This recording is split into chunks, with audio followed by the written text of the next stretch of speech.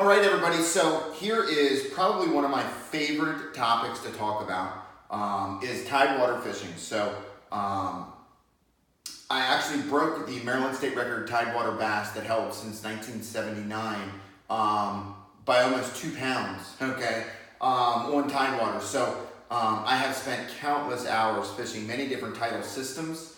Maryland has a lot of them, Virginia has a lot of them. So I want to break down just a few things. So things we're going to go through today is what is a tide. So a tidal system is a brackish water that's connected to the ocean.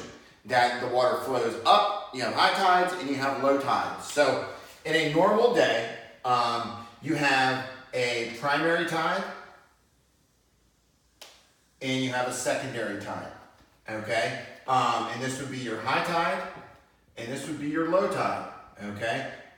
Generally, okay, you have about 5.5 hours between the two, okay? So between high tide and low tide, and there's always about a 30-minute period where the tide becomes what we call slack tide, okay? Where the current's rushing in really fast, and then you get to high and it stops for 30 minutes and switches around and then starts coming out, okay? Looking at tide charts around, you'll always notice that one of the tides will be higher than the other. This is your primary tide.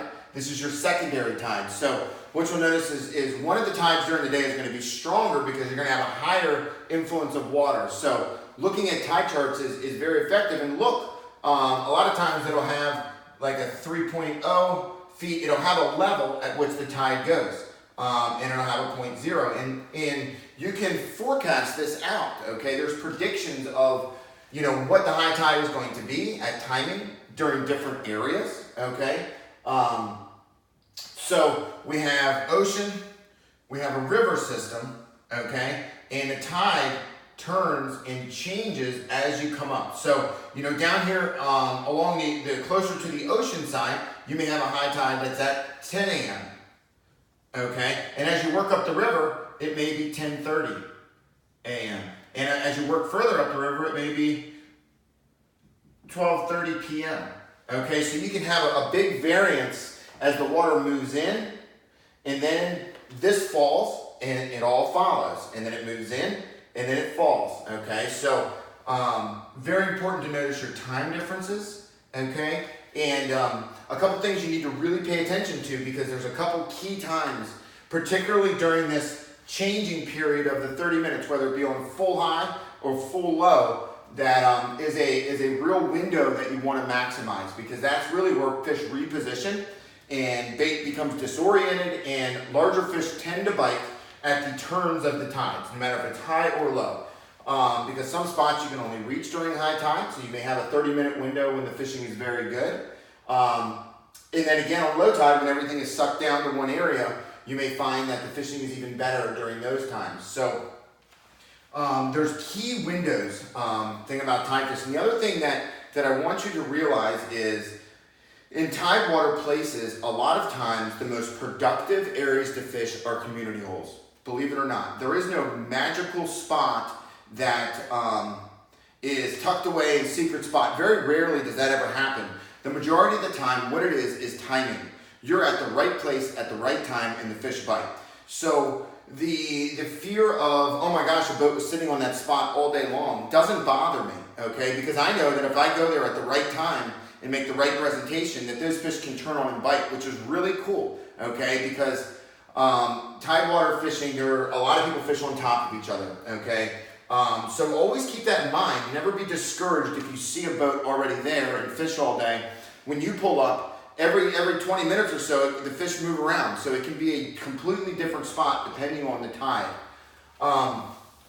Now, when you're dealing with tidewater, okay, they are river systems. So it works just like in the last video, we talked about the current positioning as far as seams, as far as eddies. So you really want to look towards the seams. Seams are more productive than the actual eddy itself. So it's kind of the spot on the spot deal. Now, when we break down fish movements during the tides, okay, so imagine we have a river and then we have a bay and then it comes down, and the current's coming downriver, and we have this bay, and then we have all this vegetation that's back in the bay, okay? When high tide comes, okay, it's going to flood this grass. So what ends up happening, and this is, a lot of people don't understand this. They think that all of the fish are going to move towards the bank, okay? And some do, okay? But not all of them do, okay? What you may notice is that the only fish that you can get to bite are the fish that live up in that really shallow water, okay? These fish out here on the outside, they may live there through the entire tide cycle. The Hudson River is famous for this because you've got fish that live out and they have a wide tidal swing of say 6 feet sometimes. Well, you can still catch fish out on this outside edge. They may not be as active, okay?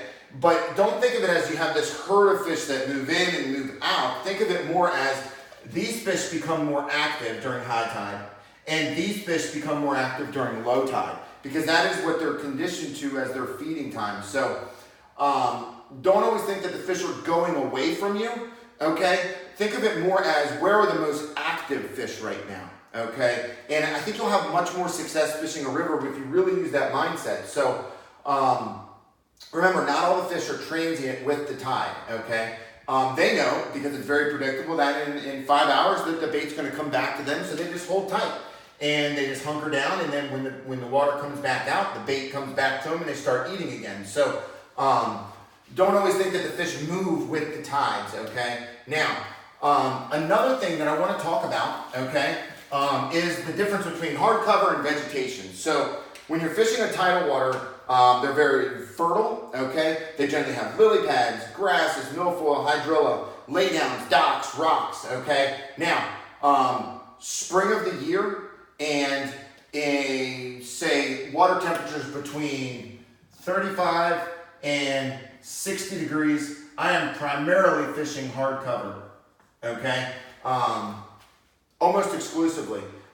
Sometimes when it gets a little bit colder, you can find some on the grass, but typically the hardcover bite is going to be better during those time periods, okay? And that can be in the spring or it can be in the fall. And during the summertime, typically most of your fish are going to be located in your vegetation that's there, okay? And the reason for it is the vegetation is healthier when the water's warm. There's more bait in it, okay?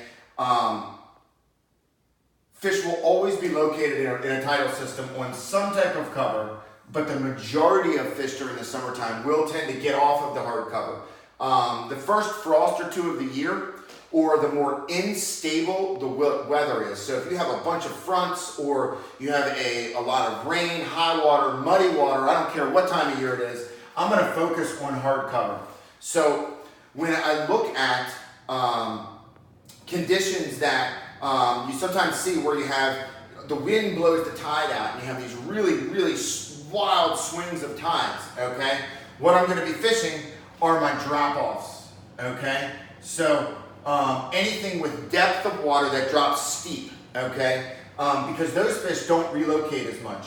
When I have consistently high tides, okay, and flood tides, I'm going to be fishing my flats, okay? Because the fish just seem to really go to those places. When you have north winds all the time with a lot of fronts, you want to locate your drop-offs, okay, and condition yourself to eliminate fishing on all the flatty areas. And if you go into a creek, okay, you're going to be fishing the outside bends where the water is deeper. You're going to be fishing man-made marinas. Things like that are going to be much more effective, okay, during those conditions.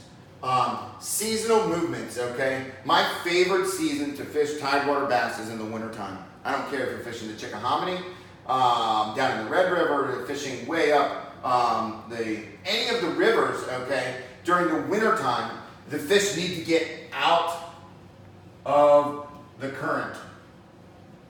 And what you'll find is that man-made pits, coves, marinas is where they're all going to be located. And it's very easy to find wintertime bass, okay? Just simply idle around and look for the bait, okay? And when you do that, drop shots, jigs, jerk baits, and blade baits are going to be your #1 producers of fish during that time period. The springtime, in early spring, I'm looking for the drop-offs that are next to a big flat that warms up very quickly.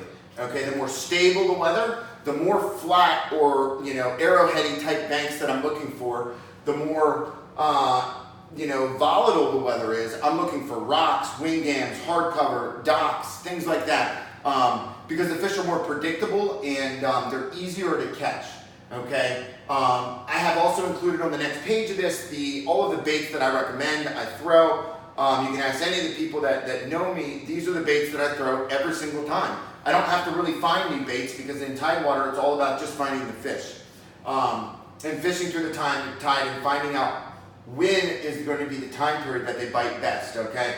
Low tide is typically the easiest time to catch fish because there's less water, the fish are more condensed, and it's just the water tends to clear up a little bit and it just is a better time to fish. So I hope you guys learned something from tidewater. Don't always think that you have to run the tide, okay? And don't always think that the fish reposition with the tide. I think it's more of an aspect of the fish become more active or not as active, but the fish don't move quite as much as people think, okay? So I hope you got something out of it, and check out the next page where all the baits are, and thanks so much.